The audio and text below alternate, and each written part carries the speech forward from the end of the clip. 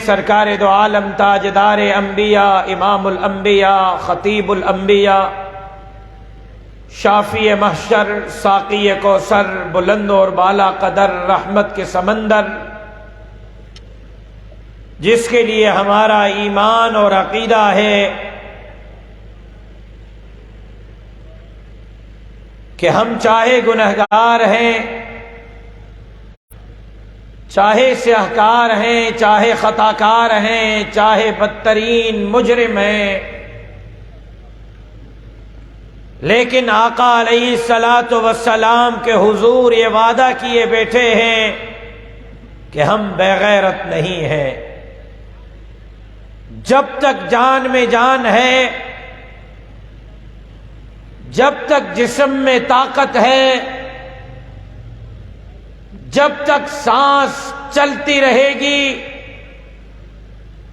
جب تک اس جسم میں خون رہے گا، ہماری زبانوں پر ختم نبوت زندہ باد کا نعرہ رہے گا۔ قیامت قائم ہو سکتی ہے، مسلمان تمام چیزوں پر بات چیت کر سکتا ہے، لیکن گنہگار سے گنہگار مسلمان ختم نبوت پر کمپرومائز نہیں کر سکتا۔ خواجہ صاحب نے جہاں میرے اکابر علماء کی بات کی، جہاں اکابر علماء کی پارلیمانی خدمات کی بات کی، جہاں مفکر اسلام حضرت مولانا مفتی محمود کے پارلیمانی کردار کی طرف اشارہ کیا،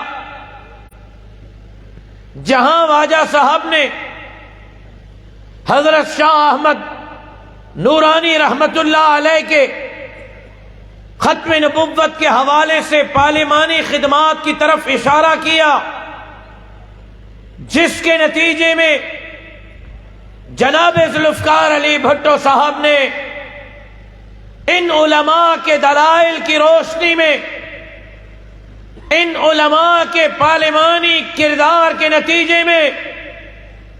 ختم نبوت کے قانون پر دستخط کی۔ بجا فرمایا خواجہ صاحب نے، وہ رب رحمان اور رحیم اور قادر ہے، جو رب ایک فاحشہ اور بد کردار عورت کو کتے کو پانی پلانے پر جہنم سے نجات دلا کر جنت بھیج سکتا ہے، وہی رب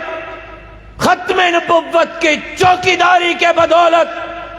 جہاں مفکر اسلام مفتی محمود، جہاں ان کے رفقائے کار کے مغفرت کے فیصلے کرے گا، وہی رب چاہے تو جناب ذوالفقار علی بھٹو کے ختم نبوت کے قانون پر دستخط ان کے لیے نجات کا ذریعہ بنا سکتا ہے۔ اور وہی رب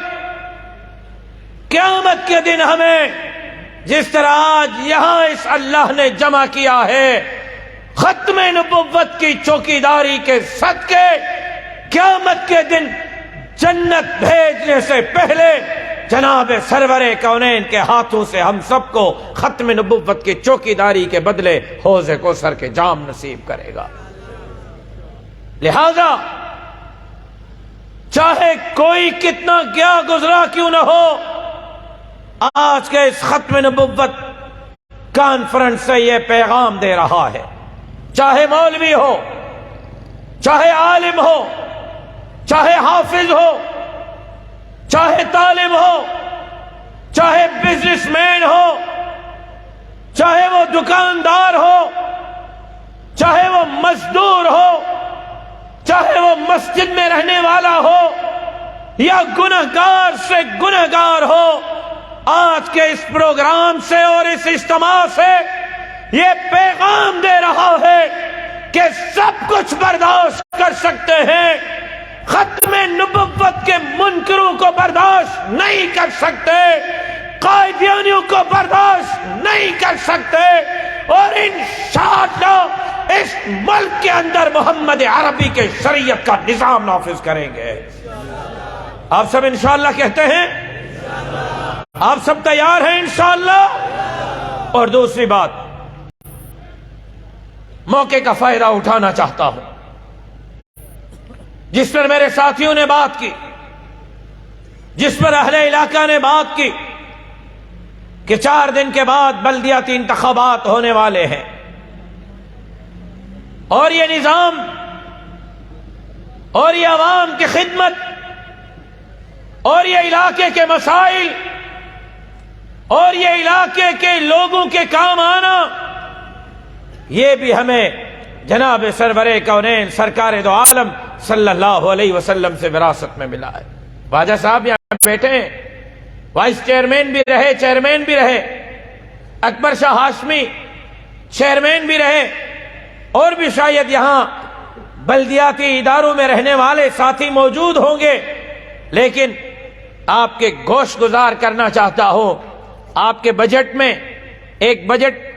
اسٹریٹس کے حوالے سے ہوتی ہے، گلیوں کے حوالے سے ہوتی ہے، اور بالخصوص اسٹریٹ کے لائٹنگ کے حوالے سے ہوتی ہے، میونسپل کی باقاعدہ ایک الگ بجٹ ہوتی ہے۔ مجھے نہیں پتا کہ آپ کو دیتے ہیں یا نہیں دیتے۔ میرے لاڑکانہ میں 1 سال میں 1 بلب نہیں لگا، لیکن بل میں 1 سال میں لاڑکانہ میں 10 کروڑ روپے کے بلب لگائے گئے تھے۔ تو میں اس بلب اور اسٹریٹ لائٹ کے حوالے سے اگر آپ کو بتاؤں تو آپ حیران ہوں گے، آپ کی شاید نوجوانوں کی معلومات میں اضافہ ہوگا کہ سب سے پہلے اسٹریٹ لائٹ کس نے دی، یہ سوچ کس نے دی، یہ کہاں سے اسٹریٹ لائٹ کا نظام آیا؟ بحیثیت ایک حکمران کے، بحیثیت ایک بلدیاتی ایڈمنسٹریٹر کے، بحیثیت بلدیاتی نظام بنانے کے، کون سا وہ شخصیت تھی جس نے اسٹریٹ لائٹ لگائی؟ یہاں پروفیسر صاحب موجود ہیں، آپ نے پڑھا بھی ہوگا اور پڑھایا بھی ہوگا، اگر آپ میری معاونت کریں گے تو میں آپ کا شکر گزار رہوں گا۔ یہ میرے نوجوان یہاں موجود ہیں، کالجوں میں، یونیورسٹیوں میں آپ نے بہت ساری کتابیں چاٹ لی، چھان لی، ساری رات آپ رٹا لگانے کے ویسے بھی ماہر ہیں۔ اگر مجھے آپ بتا دیں کہ یہ اسٹریٹ لائٹ سب سے پہلے کس نے لگائی، اس دنیا کے اندر اسٹریٹ لائٹ کا یہ سوچ کس نے دی، تو میں آپ کا شکر گزار رہوں گا۔ لیکن میں آپ کو بتانا چاہتا ہوں کہ اسٹریٹ لائٹ سب سے پہلے اگر کسی نے دی ہے اور اسٹریٹ لائٹ کی کسی نے سوچ دی ہے تو سب سے پہلے اس دنیا اور کائنات کے اندر اسلامی مملکت کے پہلے سربراہ کے حیثیت میں جناب سرور کونین سرکار دو عالم صلی اللہ علیہ وسلم نے اس کی خود سوچ دی ہے۔ سب سے پہلے رسول اللہ نے اپنی مسجد اور اپنی اسٹریٹ کے اندر یہ بلب لگانے کا نظام بنوایا بحیثیت سربراہ مملکت کے۔ کھولے حدیث کے کتابوں کو، آپ کی یونین کونسل کے پینل میں کتنے افراد ہیں؟ نہیں ٹوٹل 11۔ جی میں اسی پہ آنا چاہتا ہوں۔ یہ 11 عجیب اتفاق ہے کہ یونین کونسل کے کمیٹی میں ٹوٹل 11 ممبران ہیں جو یونین کونسل کے بنیادی مسائل کے حل کے لیے اپنا کردار ادا کریں گے۔ عجیب اتفاق ہے، آپ کھولیں کہ یونین کونسل یا علاقہ یا ولیج یا محلہ جو آپ نام دے دیں، اس کے بنیادی مسائل کے حل کے لیے یونین کونسل کے ان ممبران اور کمیٹیوں کا سب سے پہلے انتخاب کس نے کیا؟ اگر آپ اس کا پیچھا کریں گے، تعاقب کریں گے، ہسٹری کو کھولیں گے، تو سب سے پہلے کائنات کے اندر بلدیاتی نظام کے درستگی کے لیے 11 رکنی کمیٹی بنائی گئی، اور اس کمیٹی کا ایک باقاعدہ چیئرمین بنایا گیا، جس کمیٹی کا کام تھا کہ علاقے کے مسائل، گلیوں کی بناوٹ، گلیوں کی تعمیر، اسٹریٹ لائٹ، لوگوں کے بنیادی مسائل کا حل، وہ پہلی 11 رکنی کمیٹی